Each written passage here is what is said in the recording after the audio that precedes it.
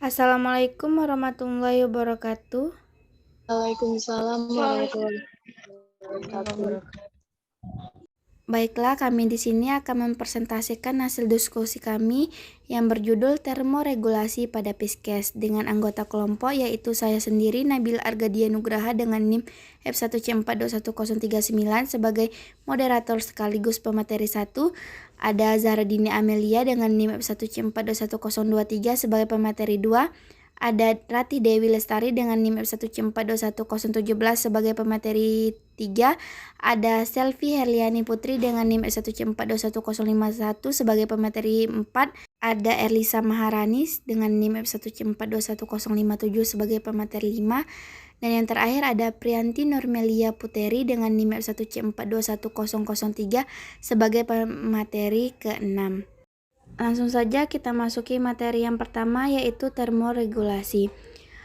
Sebelum membahas termoregulasi pada Piskes, kita akan mengetahui apa itu termoregulasi. Termoregulasi merupakan kemampuan untuk menyeimbangkan antara produksi panas dan hilangnya panas dalam rangka untuk menjaga suhu tubuh dalam keadaan normal. Temperatur tubuh normal dihasilkan dari keseimbangan antara produksi dan kehilangan panas tubuh. Selanjutnya akan dilanjutkan oleh pemateri 2. Termoregulasi pada Pisces, ikan mempunyai temperatur internal yang sedikit lebih tinggi daripada temperatur air sekitarnya. Akan tetapi, bedanya itu biasanya kecil.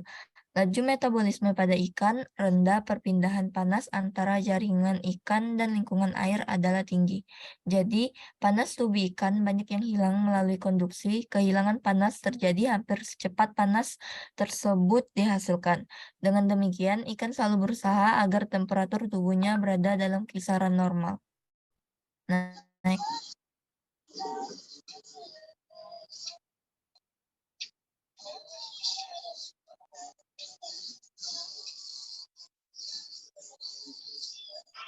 Pada umumnya,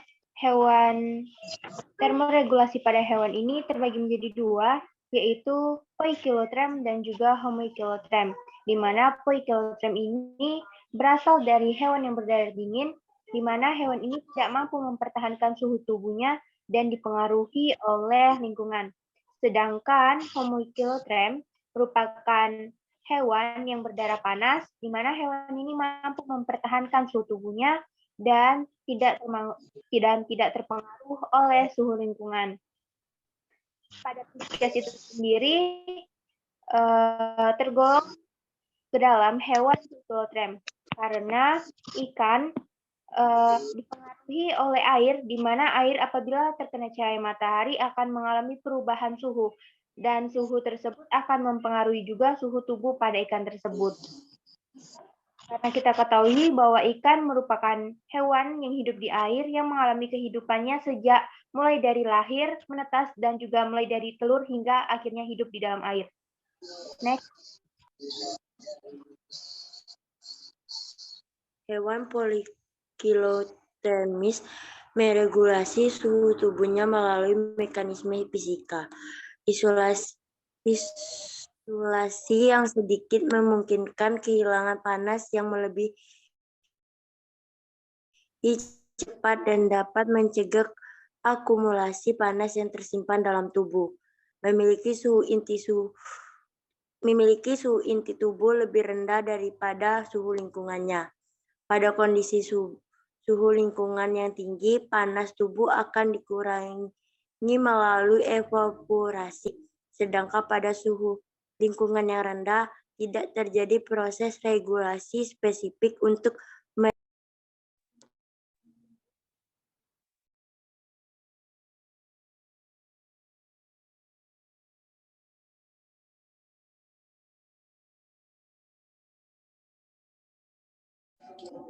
Selanjutnya yaitu alasan mengapa suhu tubuh harus dipertahankan. Yang pertama yaitu dikarenakan mempengaruhi konformasi protein dan enzim.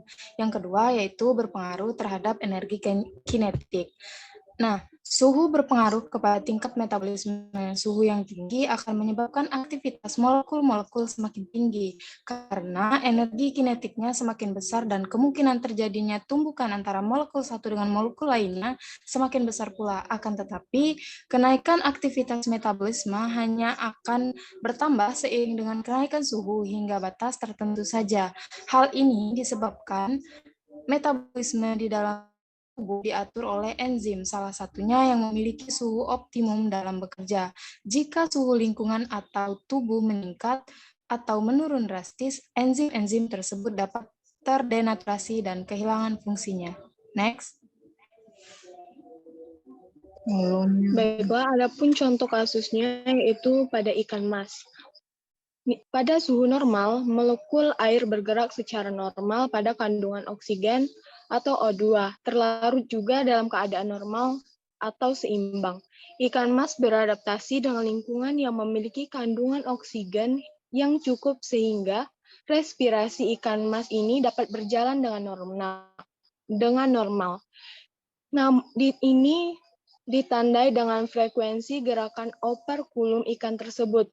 Sedangkan jika suhu lebih rendah, maka aktivitas metabolisme dalam tubuh ikan emas ini akan melambat, sehingga respirasinya pun berjalan dengan lambat karena kebutuhan oksigennya menurun. Selain itu, pada suhu yang rendah, gerakan molekul airnya lambat, sehingga kandungan oksigen terlarutnya tinggi.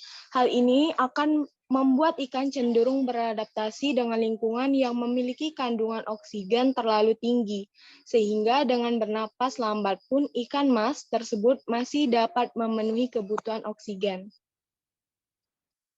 Next. Selanjutnya saya kembalikan kepada moderator. Itulah tadi hasil diskusi kami. Apabila ada kesalahan dan kekurangan, kami mohon maaf dan kami akhiri.